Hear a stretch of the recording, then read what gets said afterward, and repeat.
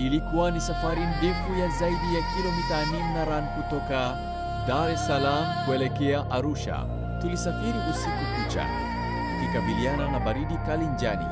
Tulisimama katika vituo kadhaa vya mafuta, huku baadhi yetu wakishuka kunyosha miguu na kupata pumziko kidogo. Kabla ya kuendelea na safari, tulilala tukaamka na hatimaye tukafikia lengo letu salama. Hakika Mungu ni mwema. Tunamshukuru kwa kutulinda na kutufikisha salama. Safari ilikuwa ndefu na yenye changamoto, lakini mwisho wake ulikuwa wenye furaha.